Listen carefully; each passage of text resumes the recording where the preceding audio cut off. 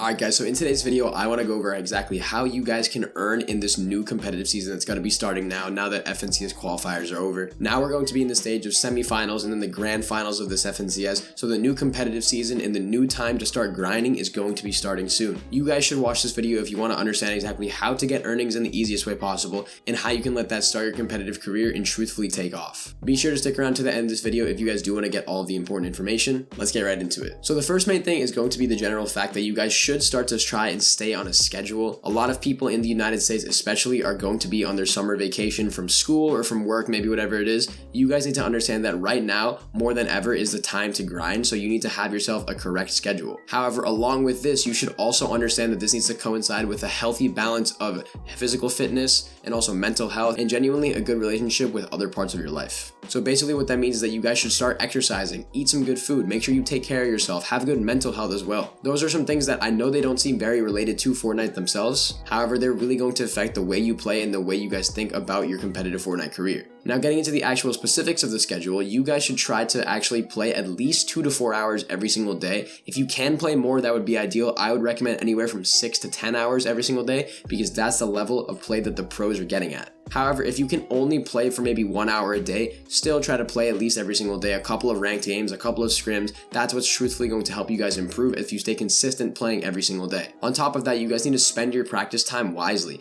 This doesn't mean going into Discord calls and goofing around with your friends and creative maps. You guys can do all that stuff. I know that's very fun. However, sometimes you need to sacrifice those fun times to focus on grinding your competitive career. This is going to mean maybe scrimming more, focusing on playing ranked more, VOD reviewing more. Instead of having fun with your friends in a Discord call at night, try to review which mistakes you made during their day of scrimming. That's a really important thing that you guys are going to need to understand if you want to succeed. In general, getting on a schedule is really going to help you guys in getting disciplined with your competitive skill and your overall attributes of the way you guys play. However, another really important tip is for you guys to understand and get ahead of the meta. So as I've explained many times before, the meta is going to stand for the most effective tactics available. Essentially what this means is that this is going to be the way to play in any given season. So for example, this season the meta revolves around Nitro. Next season it may be something different, but basically you need to understand what is the meta and how do I play to it. In this section I want to recap the 3 different types of metas. The first type of meta is going to be a rotation meta. This can be different from season to season. For example, back in chapter 2, the rotation meta had to do a lot with shockwaves, different mobility items like that. Nowadays in chapter 5, it's going to revolve around stuff like Nitro Splash, and that's going to be changing season to season. Sometimes there's going to be different items in the game, sometimes there's not going to be those items, and you guys basically need to understand how can I rotate this season, how can I do it safe and effectively, and exactly you need to learn where to find these items and how to use them.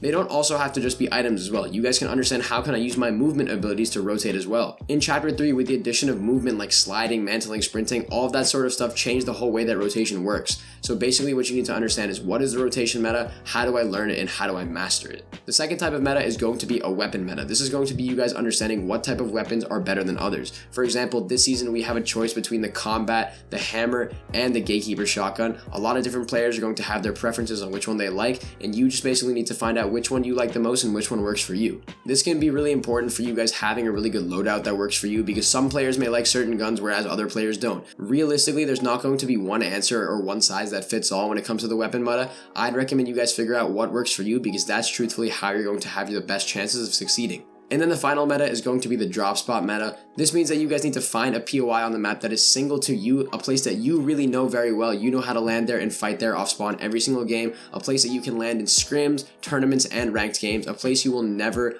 not be able to understand and you'll know everything about. This means that you need to know where every single chest is, every single ammo box, where the best materials are, where people are going to be rotating into this POI to eliminate you, and also where to go after you're done looting. You have a loot route afterward, you have a rotation, surge spots. These are all questions you have to answer when it comes to a drop spot meta. Now what this will genuinely do is set you up for success within whatever season you're in, and that's really going to be crucial to you guys getting earnings in these tournaments. Now in my opinion, this next aspect is going to be the most important aspect for getting earnings in your team game modes. This is going to be you guys having really good teammates. Ideally, you need to find teammates of similar or better skill levels than you because that's genuinely how you guys are going to win these tournaments. This will not only help you guys place higher, but it will help you find people who have similar goals and mindsets as you and form a community of people who also want to get earnings and also want to improve together alongside you. A lot of times people say, hey, my teammate's not that good, that's why I wasn't able to win or succeed in this tournament. A lot of people blame their teammates for their lack of skill. Understand that even though you find a good teammate, you still need to work on yourself. This is going to also be sort of a chain reaction, where if you improve yourself, you're going to have more success finding better teammates.